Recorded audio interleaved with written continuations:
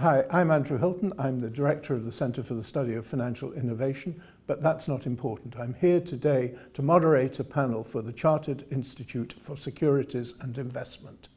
Graham, Ross-Russell, Scott Dobbie and Sir Alan Yarrow are here on this panel to discuss the evolution of the city, the changes that have been in the City of London since they first showed up here, whether they think that those changes are for the better or for the worse. Let me start by asking each of them how they actually found their way into the city. How did you, Graham Ross-Russell, find your way into the city? What were you doing that got you into the city, and when did you come in? I came in originally in 1958 when I joined Morgan Grenfell, as it then was, as a trainee. And I did a year with them and with Bearings. They wanted somebody to go out to Canada, and as a Scot, I had good romantic notions about going out to Canada. So I spent a couple of years in the city with those two highly prestigious merchant banks. I then decided I would like to go to Harvard, to the business school, where a number of my friends had gone straight from Cambridge. So after I did 2 years at Harvard, decided I didn't want to work in Canada at that stage, and then came back to London. Was your family involved with the city? No, my connection with the city came through my Cambridge College, whose finances were looked after by Willie Hillwood, and he was looking for a few likely lads to come into the city, and the master of my college happened to think of me, so I was introduced. And what did you know of finance when you actually set foot into the city? Absolutely nothing at all. No training at all. Was there any training that was available to you before you went to Harvard? One assumes that at least they trained you a little while you were there. Well, yeah, certainly at Harvard it was quite different, but no, I had a law degree at Cambridge, but nothing specifically financial at all. Scott, how did you find your way into the city, or at least into the Scottish financial service? I had left Edinburgh University, couldn't get a job in Scotland that was worthwhile because it was the time in the early 60s when Scottish industry was falling apart. I had a job as a trainee at Unilever.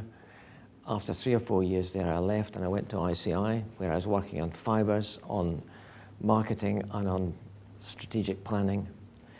I saw, after about 10 years in industry, a job advertised. Small Edinburgh stockbroker wants man with marketing background.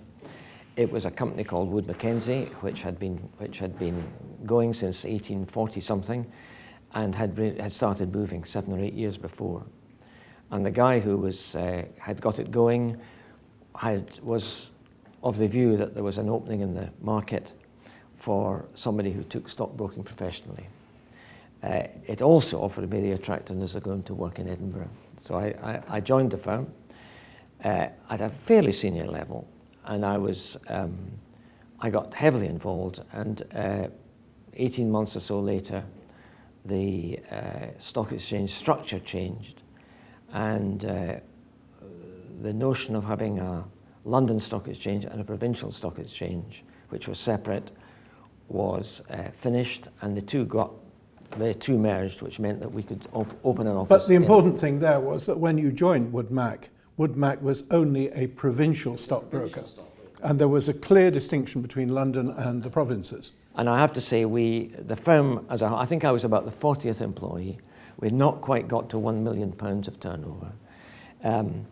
I moved south again, having moved all the family north. We moved south again in early 1975. It was January 75. The market was I think at a bottom. It was an absolute nightmare, but never that's by the by.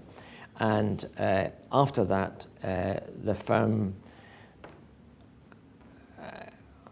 based on serious research, a bit of Scottish integrity and nostalgia, became extremely successful.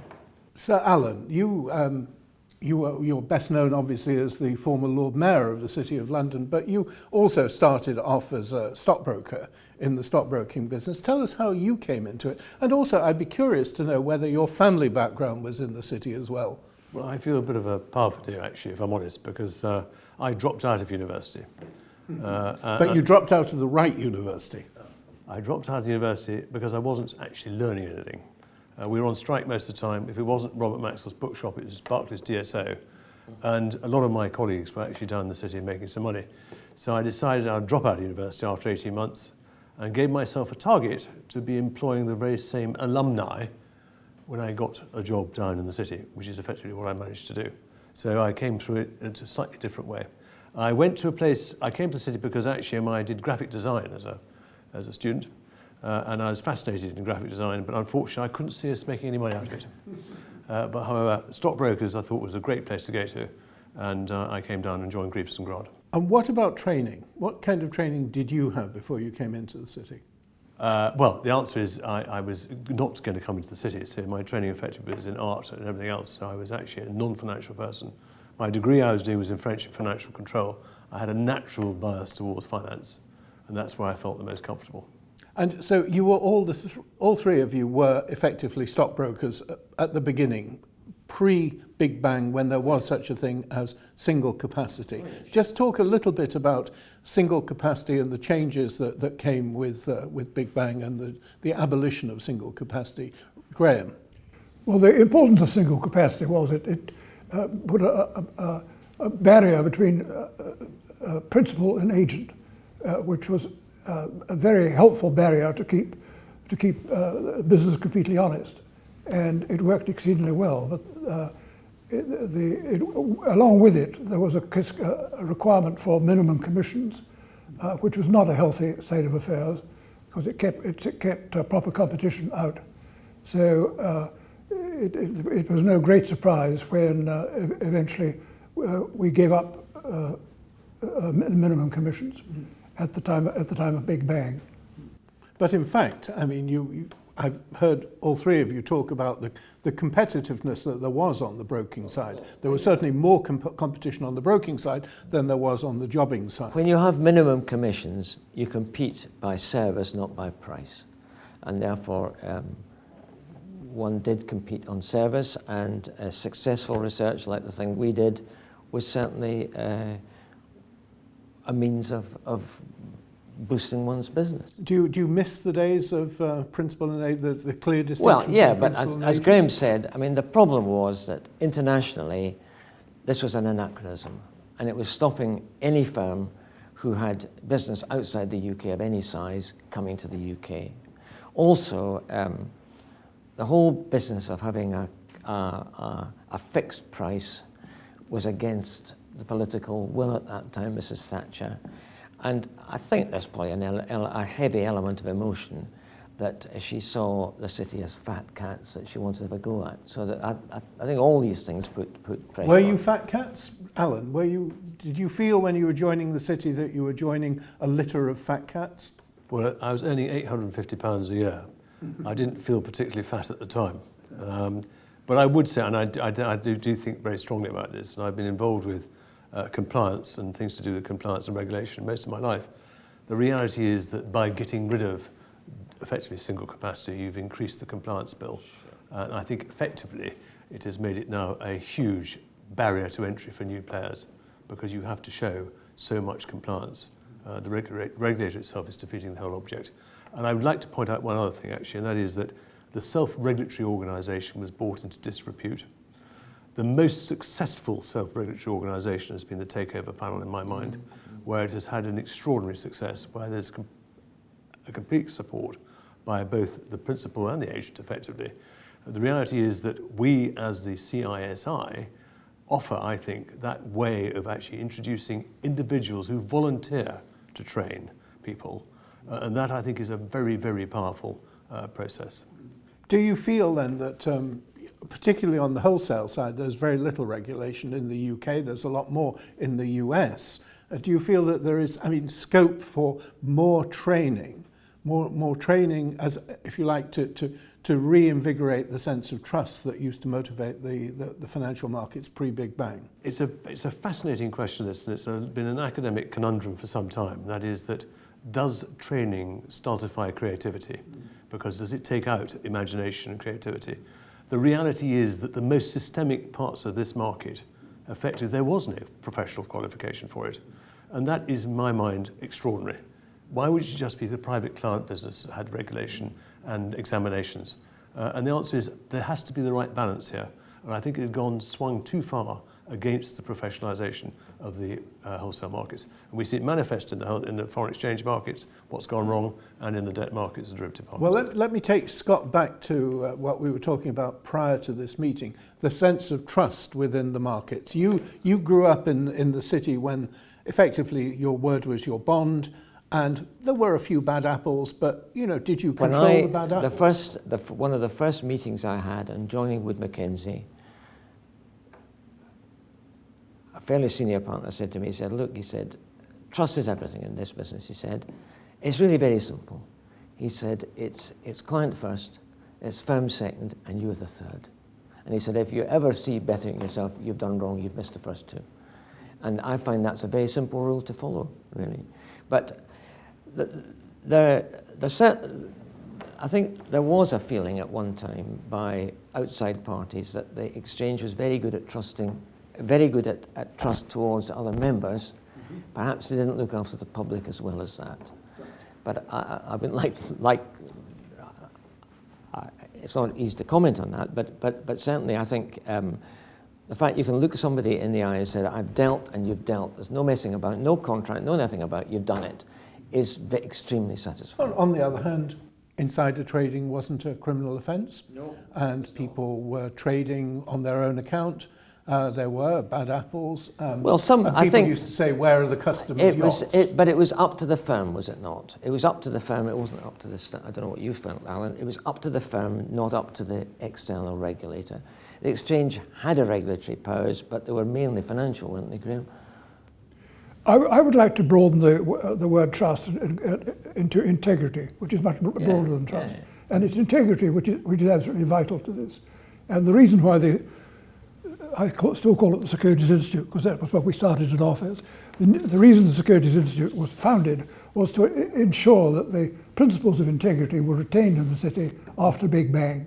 Because the fear was that the big boys, the overseas firms were moving in, the small London firms weren't going to be able to compete. And together with losing their business, the danger was we would also lose the trust, but also the whole area of integrity, which is absolutely vital to the basis of Are you suggesting, though, when you say that the foreign firms that moved into the city after Big Bang did not have a culture of trust or integrity to the same extent as the UK firms did? The difference, I think, was in the foreign firms, and indeed in all firms, the belief was that the firm has got integrity, therefore they paid less attention to the individual. Whereas in the stock exchange, the emphasis was the other way around. Before you became a member of the stock exchange, you had to go convince your peers and then convince the council of the stock exchange that you were a person of integrity. And I think the importance of the individual rather than the firm was something which may have been lost today. Sir Alan. What I was going to say was that the cultural clash was that one was a legalistic position, which is the American position, and the other was a behavioural position, which is a British position. And as far as the Americans are concerned, there was no law as to why you shouldn't be able to do this, because it wasn't the thing you should do if you were British. And that was the fundamental conflict of culture between when the Americans came in. What about partnership? How important was the old system of partnership where you were liable down to your collar, whatever your collar, stiff, I don't know what, to your cufflinks, anyway. Alan, you well, I mean, I know Scott and I, and I'm sure Graham also, we all agree this is the case. I mean, once you are financially liable, not just for the financial function of the partnership, but even in their private lives, your partners could actually make you go bust. So you were very thoughtful as to who you made your partner and what their behaviour was in their private life as much as it was in their public life.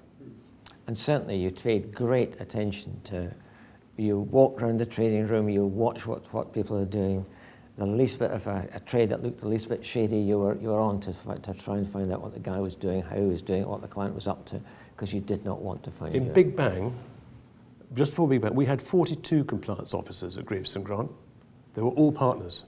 When Big Bang took place, we had one compliance officer, and that was the head of compliance of a bank. Yeah, yeah. it's much easier to keep a group honest if it's a small group. And that was the reason why originally partnerships were limited to 12 people. They then became 24, and then... So going back to a partnership basis is unrealistic? Well, because it of is the size nowadays. issue. It is nowadays because of the sheer volume of capital required to run things, I think. And the first point is that none of the international firms would accept unlimited liability. So you would immediately exclude, and I think an awful lot of us would say the risks involved in that now are just too high. Law firms have Some. a limited A form limited, of, but they've all got limited. It's LLP, which is not the same as unlimited, and it's a very different concept. But is that a halfway house that perhaps city institutions could look at? I don't know what, but you see, lawyers don't need a lot of capital. Firms which are LLP don't as a whole need a lot of capital. It's the capital requirement that's the problem really, isn't it? Okay, well let me ask you, diversity. This is a tricky issue in the city. No, diversity must be a good thing. Yeah, of course. I feel I'm off an age when diversity was, I've just kept ahead with the monstrous regiment of women behind me. I would say that this City of London is more merit-based than it is between privilege and everything else. I think that you'll find, look at the ethnicity for start with. I mean, 30 or 40% of people aren't born in Britain who work in the City of London. And I'd argue equally that when it comes down to the gender share at the moment, there's been an enormous change in the last 10 or 15 years. And so I think that we are very much leading what's going on in the country. But if we go back to the 1970s, like most of British industry, it was totally male-dominated. Now, one thing that you did say, I think actually it was you, Sir Alan, who said it, was that when you were choosing people, and in particular choosing partners when you were earlier in your career, you didn't choose the smartest guy in the room.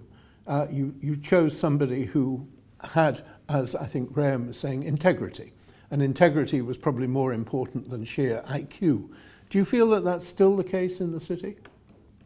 I think there's a very different position if you're running a limited company to when you're wearing a partnership. And I've got no doubt that the banks were always very seduced by academic qualifications rather than the point about which Graham talked about integrity. I think there was a big change. I think we're perhaps crawling it back now. But I mean, the reality is that IQ is not the only qualification for doing a good job. Yeah. Scott, you have a view on that? Well, I don't want to be rude about Alan's old firm, but we were probably more choosy about brains than Alan probably was. Well, that of course brings up a point that you were all talking about over lunch, but none of you probably is willing to talk about now, and that is that each individual company in the old days had a sort of reputation. Some were a bit smarter, some were a bit solid and dull. That's right. Sure. Graham, what's your thought? Well, it was the truth of birds of a feather. People like settling down with people they get on with in their own kin, and it was remarkable how the firms in the stock exchange that got into trouble you could see it coming. They were known for it, and the jobbers would tell you went on the floor and asked a view on an individual or a firm, you would be quietly told to mind your eye. Yeah. And that was one of the ways the city worked then. It was not very admirable maybe, but it was quite effective. Yeah, Scott is Yes, I think you're back to Alan's point. You actually chose your partners very carefully because A, you were financially committed to them. B, you're going to have to spend as much time with them as you did in your own home often. So that there'd be people that you could trust, you could work with, were pleasant people, and had the same ethos and culture as you had. Because culture is the thing we haven't raised, but it's a very important thing. Each firm had its own culture, just what you're saying. And some you wouldn't want to be seen dead near, in my view. And what about the difficulty that the city had absorbing its new owners post-Big Bang when foreign companies, particularly North American companies, came in, bought into the city company? Why did that not work as well? We got stuck with the NatWest, and you don't need to be foreign to be. NatWest is not foreign, But I mean, remember the first chief executive in NatWest who had a tertiary education was Derek Wanless. There were chaps who'd left school at 15 or 16, gone to the Stratford East branch or somewhere, and worked their way up, and the cultural difference was just phenomenally different.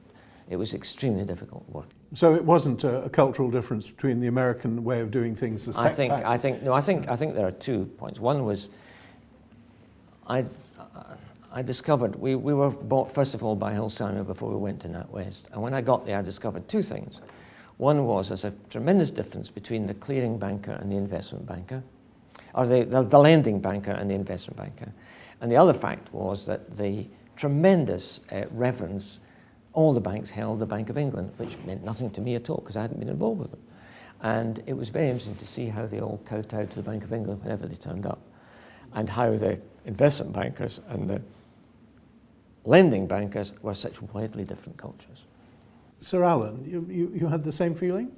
Well, actually, it's interesting. I was just amusing myself quietly there because I was just a little bit younger than these two on my right. And I was obviously managing a business in the 90s. And I'm afraid I came out with a very different interpretation of the sorts of people I wanted to employ when we were owned by a foreign bank. And it was what I would describe as being the sort of general public school educated person who might have been prevalent in the earlier years. They didn't know how to work, and you had to work bloody hard after Big Bang. And I'm afraid that is interesting. I think that's fascinating. If you went to a British public school and you were up against the Italians, the French, the Spanish, the Indians, who would work all weekend rather than going to Ascot and going to Cheltenham and everything else, they're the ones who won through in the end. Yeah. Mm-hmm. What about the lessons for today? I mean, all of you have been very closely involved with the CISI and the development of training, the development of examinations, the development of a sort of professionalization of the financial services sector. Do you feel that what's the next step in that process? Graham? Well, the problems, to my mind, are bringing the advantages of the old partnership structure and so on, the individual the power which the individual had to control events, to translate that into big companies and political life, as it were, where the politicians want to get involved much more. But you can't teach integrity. You can't have an exam in integrity, though we'd all love it. Well, we try. The CISI has. I think some of these ways we try and do it are quite interesting. No, you can't teach it, but you can. I mean, these vignettes, situations we describe, and then we ask for an answer. It's tremendously powerful. I don't know if you agree or not, but I mean, I found them tremendously powerful. The discussion you get going and the way that people's behaviour changes, even in the meeting room after they've discussed it, and the way they look at problems subsequently, are actually very powerful. It's a good practical way of doing it. Yeah, I think that's, but in a way, perhaps the firms should be doing that. You know, the firms should be saying, look, we do things a different way here, and you don't do that, you don't do this. But it's culture. I mean, basically, one of the issues we all face is when I went to Wood Mackenzie, there were 40 people. I'd left ICI, which had 140,000 people. I couldn't believe the difference and the freedom and the just what was on you when you were in a small firm. I think probably we've lost that through the scale of businesses. But you're assuming that the scale is inevitable. That the scale's inevitable, but somehow we've got to bring the thing back to small enough units that you can establish a culture and get this integrity and get the feeling and get the training and the willingness to. Sir Alan, to your view on that? Well, it's interesting. I think it's the thing. I think the regulators have learned, and I include the Bank of England in this. I think that they realise that actually you cannot throw thunderbolts down from a regulatory ivory tower. You have to involve the industry, and I do think the CISI is a manifest example of the industry helping itself. It's actually going out there and genuinely adding value to people and decision making, promoting the idea of integrity, etc., and sharing experiences. I mean, it is invaluable what the CISI have achieved over the last 20 or 30 years. The reality is that we have still got a long way to go in other markets, the wholesale markets in particular. But at the same time, while we've had the growth of the CISI and its efforts at professionalising the industry, we have a rule book that has increased exponentially. We have a compliance function that's increased exponentially, a legal function that's increased exponentially. Is that absolutely inevitable progression, or is there a way to say no more at some Well, stage? no, I think again this is a sadness, a reality of life, and I know because I've run a bank, and that is that if the regulator comes out and produces some regulation, even though it's irrelevant, you have to adhere to it. Yeah. So you put the systems in to adhere to that regulation, and then they turn around and say, right, we want to get rid of some regulation now. Well, that means you've got to go and spend more money to get rid of the stuff you put in. So in a way, it's unfortunately, this thing is a constantly growing beast. And to actually shrink it is incredibly difficult. And the only way you can shrink it is by making a fundamental change to the process of doing business, where you set up in the way that, going back right where you started from, the difference between agency and principal. The reality is that if that was to go away, there would be a corporate structure which would dictate the difference between them. But that's unlikely to happen. But if you look at a lot of the wholesale markets, the bond markets, foreign exchange markets, things of that sort, the potential for abuse, of conflict of interest is enormous, and nobody's really gripping it, are they? Well, we hope they're going to. Okay, one last question for each of you. If you're taking away one thing from the days when you entered the city that you feel the city has now lost and you'd like to see it back, what would it be? Graham, what do you miss most, as it were, about those early days of your career? I suppose it's the camaraderie of a small firm and a small group working together with a common aim and being able to see the results quite quickly. Yeah, I mean that's the obvious point. I think we were small individual businesses. Our firm grew in 10 years from 74.5 to 84.5 at a compound rate of 30%. So the can magic you do that would today? Be, no. The magic would be if you can somehow rebuild that sense of camaraderie in the smaller group within a big organization. Can you somehow within a big organization get the culture going and get the group going that gives that same sort of feeling? And I don't think it's possible, but one could try, I think. The last word, Sir Alan, is with you. Well, I think what I find fascinating is I have this great adage in my life: just because it's legal doesn't mean it's right. And if you have a system that's basically structured on a legal basis and they're doing the wrong thing, there's something very wrong with it.